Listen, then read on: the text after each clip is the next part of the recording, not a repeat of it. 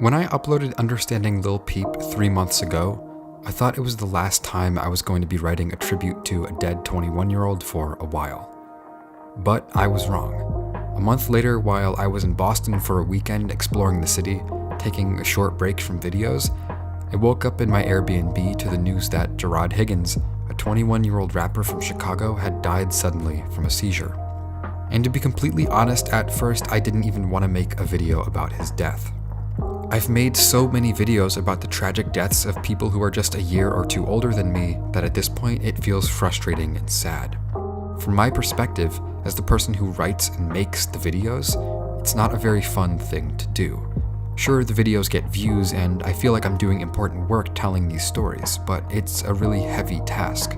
And so I told myself that instead of rushing to chronicle the life of Juice WRLD, I would just sit this one out. That is until a few weeks ago, when on a whim I started listening to Juice WRLD's music and reading about the artist he was. I found myself interested in his music and his legacy, and in turn I started looking for a way to tell his story. The story of a young man who, despite spending much of his life in an uphill battle against addiction and mental illness, was intelligent, creative, and hard-working. A young man who spoke for his generation in good times and bad. This is the story of Juice WRLD. This video is sponsored by CuriosityStream. You can also get access to my streaming video service Nebula when you sign up for CuriosityStream using the link in the description below. Wrld Higgins was born in Chicago in December of 1998, which is a number that makes me feel two things. Firstly, I'm impressed that he was able to achieve so much in such a short time, with his music career really only taking off in early 2018. And secondly, it makes me feel insecure, because with me being born in October of 99, Juice WRLD was only 10 months older than me. It really puts into perspective just how much he did with his life. But to understand how he got there, we first have to look back in time to Juice WRLD's childhood and his introduction to music. Juice WRLD was raised by his mom, and like most loving moms, she did a lot to help him grow as a person. But before we get into Wrld's home life, I want to talk about his neighborhood life. Because soon after Wrld was born, his mom moved them out of Chicago proper to Homewood, a nearby suburb to the south of the city. And while Homewood may be a suburb, there are a few things about it that set it apart from what most people assume about American suburbs. Firstly, Homewood is connected to inner-city Chicago via commuter rail, which means that young people who don't have their own cars yet, or maybe can't even drive, have a reliable way to get around by themselves rather than getting stuck in their subdivisions. Secondly, Homewood is miles more diverse than the average suburb in the US. Whereas the average American suburb is 70% white and 10% black, Homewood is 60% white and 35% black. An environment like this gave Wrld an upbringing that was less sterile than the usual suburban childhood, while also giving him access to resources that most kids in inner-city Chicago don't have. And the foremost of those resources would turn out to be his high school. Homewood Flossmoor High is regularly ranked as one of the most academically challenging high schools in the country, and one of the best funded in the areas of music, sports, and art. And with the school buildings themselves winning a Gold LEED Award for environmental sustainability, Homewood Flossmoor is forward-thinking too. The school has produced many successful athletes and artists, including rappers like Femdot and Toby Lou, and even Chad Smith, the drummer in the Red Hot Chili Peppers. Long story short, Homewood Flossmoor is a school that puts a lot of resources into its students, and arguably none of them have risen to heights like that of Juice WRLD, who only graduated in 2017, recently enough that he definitely has friends there who haven't even graduated yet. At home, Wrld's mom was religious in a way that many of us are familiar with. She didn't approve of hip-hop lyrics, so Wrld was really only allowed to listen to rock music, a genre that he would eventually develop a love for and even work into the fabric of his own music. His favorite artists growing up included Green Day, Nirvana, Panic at the Disco, and even Black Veil Brides. Back to the street where we the lonely road's the only one that But his friends and cousins exposed him to hip-hop, and before long, Wrld developed a love for rapping, especially artists like Kanye, Future, Lil Wayne, and Young Thug.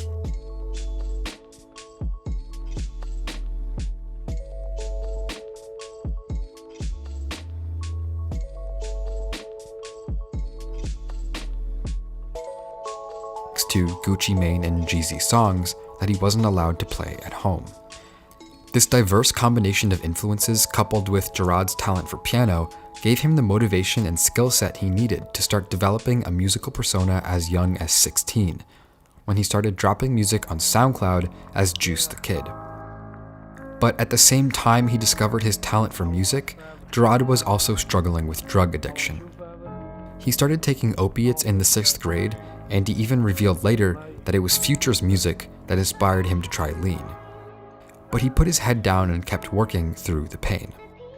It only took around 2 years of hard work and practice before Wrld got noticed. By this time, he had changed his stage name to Juice Wrld, formed a relationship with Virginia producer Nick Myra that would result in most of his biggest hits, and even briefly worked in a factory before deciding that music was the only path he wanted to take. And so just 2 weeks after he graduated high school in 2017, Juice Wrld dropped his 4th self-released EP, 999. But more importantly than the EP itself was its 2nd track, Lucid Dreams. Over the next few months, the song would grow to achieve global popularity, going 6 times platinum with over 1.1 billion streams on Spotify in February 2020. And for the next 6 months, as 2017 turned into 2018, Juice Wrld continued dropping songs, music videos, and working on new collaborations until March of 2018, almost 2 years ago, when he was signed to Interscope for $3 million. A massive, unprecedented amount of money for a 19-year-old who was unheard of just a few months ago. And so Juice Wrld got to work. His first album dropped 2 months later, and it was a massive hit. It peaked at number 4 on the US charts, and with songs like All Girls Are the Same, Lucid Dreams, and Lean With Me, the album racked up over 2 billion streams on Spotify with ease. But Wrd's world, and that of hip-hop as a whole, was shaken a month later when XXXTentacion was murdered in his hometown at the age of 20, just 3 months after releasing a number 1 album.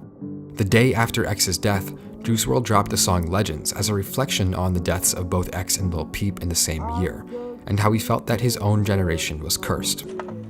But at the same time, Juice WRLD's music was exactly in line with that idea. His music borrowed from emo, punk, grunge, hip-hop, and SoundCloud rap, and more importantly, he sang and rapped about depression, addiction, heartbreak, and dying young. And with each passing tragedy in the rap game, Juice WRLD's name continued to come up in conversation about who might be next. But Juice WRLD's career only continued to grow. With a guest spot on Astroworld and his first ever late-night TV appearance in the summer of 2018, he was becoming a household name.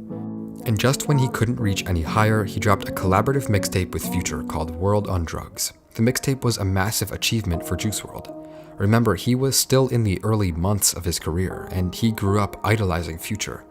But the finished product of Wrld on Drugs was rough to say the least. First, the mixtape was made in just 5 days, and you can tell that was the case because it's honestly pretty repetitive and generic. But beyond that, there was something dark about its context. One of the biggest headlines to come out of the mixtape had nothing to do with the music itself, but instead, people were talking about an exchange that Juice WRLD and Future had in the studio. The story goes like this. Juice WRLD meets one of his biggest role models for the first time. He's been working towards this for years, and it's a huge moment for him. And he finally has the opportunity to tell Future something he's been wanting to say for years. Future, you inspired me to try lean for the first time. And Future is shocked. He doesn't know what to say. He apologizes awkwardly. In that moment, whose truth is impossible to verify, was covered by journalists everywhere. It's hard to imagine something more poetic than a rookie rapper rapidly approaching superstardom, finally meeting his hero and shaking him to his core. A few months later, Future was profiled by Rolling Stone in an article titled "Future Changed Rap for a Generation, and He Doesn't Know How to Feel About It." In the article, Future talked about how Juice WRLD's words cut him deep and that it was all he could think about for a long time. He said, "What have I done? What have I done to other people, and what did I do to myself?" Juice WRLD's second album came out in March of last year. Death Race for Love features cover art inspired by Twisted Metal, Wrd's favorite video game series. The album hit number 1 on the Billboard charts, and Wrld spent the rest of the year dropping high-profile collaborations like All Night with 2 members of BTS, Hate Me with Ellie Goulding, and Bandit with NBA YoungBoy in October. Wrld was on top of the world, with massive amounts of streams on everything he touched. His ability to write and sing soulful ballads while sticking to the SoundCloud rap aesthetic was wildly appealing to teenagers all over the world, and there was almost nothing he couldn't do. He made use of the familiar sound of emo rap, emo rock, punk, and hip-hop to create music that all teenagers could relate to and gravitate towards. Juice WRLD often said that he only wrote from his personal experiences, and that expressing his pain and vulnerability through music was something that helped him find a sense of inner strength. On December 8, 2019, Juice WRLD was flying into Chicago's Midway Airport from Los Angeles. While boarding the small private jet, the plane's pilot had noticed that Juice and his crew were carrying guns and a large amount of drugs. He notified law enforcement during the flight, and when they got to the airport, a team of cops was waiting to board the plane and search for evidence. During the ensuing chaos, Wrld swallowed multiple pills in an attempt to hide evidence that could possibly send him to jail. His massive dose caused him to start convulsing and seizing. Narcan was administered, but it was ineffective, and Wrld was pronounced dead at the hospital shortly after. His autopsy revealed that he died from toxic levels of oxycodone, codeine, and Percocet. I don't think there was anyone who was shocked that Juice WRLD died. Maybe they said something like, "Oh my god, I can't believe it," but I really don't think the news truly shook anyone to their core. It's not that Juice wasn't impactful or influential enough. In fact, it's quite the opposite. With billions of streams, he was arguably the most famous musician to die young in the last few years, and he was only going to keep getting bigger. He had totally mastered the SoundCloud formula, bringing it to a wider audience with more friendly, simplistic pop sensibilities than, say, Lil Peep or X. Wrld took a genuine underground phenomenon and made it truly marketable as a mainstream sound. I would even go so far as to say that Juice WRLD sounded more comfortable in his collaborations with pop singers like Ellie Goulding and Halsey than in his collaborations with rappers like Future. He was a pop star at heart, and more importantly, he was a kid too, a fan of anime and punk bands and Percy Jackson books. The real story that's emerging from the ashes of Gen Z rappers is one of historical foreshadowing. Rappers from the 90s were, among many other things, drug dealers. They molded themselves after the Italian mafia. They drove big cars and dressed nicely, and a fair few of them turned their rap careers into billion-dollar business empires. But above all of that, they glorified drug dealing and organized crime in general as a way to rise in the socioeconomic ranks. What they didn't account for was the massive effect that would have on young people for decades to come. Because while many factors point to pharmaceutical corporations as the primary cause of the American drug epidemic, pop culture made it cool. Rappers like Jay-Z, 50 Cent, Biggie, Pusha T, they've caused a domino effect. It only makes sense that rappers who deal drugs will create a generation of people who use that as a way to escape poverty, and in turn, creating a generation of people who think that taking drugs is a good way to solve their problems. It's a web of factors and causations too big to truly understand. All I can hope for is that as lawsuits against pharmaceutical companies begin rising in number, and the conversation around addiction and mental health becomes more open and less taboo, that one day soon I will never have to make videos like this again. But until then, I'm not going to stop, because behind every tragedy in pop culture, there's a person, a family, a group of friends, a lover. Childhood, education, passion, and talent. I genuinely feel like healing is only possible through honesty and openness. I wish that Juice WRLD had access to the resources he needed to change the course of his life, but he didn't. And so the only thing we can do now is work harder towards a better future. Because somewhere out there is a kid with so much promise, he's going to be just as talented and just as big as Juice ever was. And I want that kid to live past 21. This has been Volksgeist. Thank you for watching. And if you want to learn more about the world around you, I recommend checking out CuriosityStream. CuriosityStream is the streaming service home to thousands of documentaries and non-fiction titles about history, technology, nature, science, and more. CuriosityStream presents one of the best streaming deals available at just $19.99 a year or $3 a month. But now this deal has gotten even better, because when you sign up for a yearly subscription with CuriosityStream, you're also getting unlimited access to Nebula. And you can try both of these services for free by following the link in the description. Nebula is a streaming site that I myself am involved with building.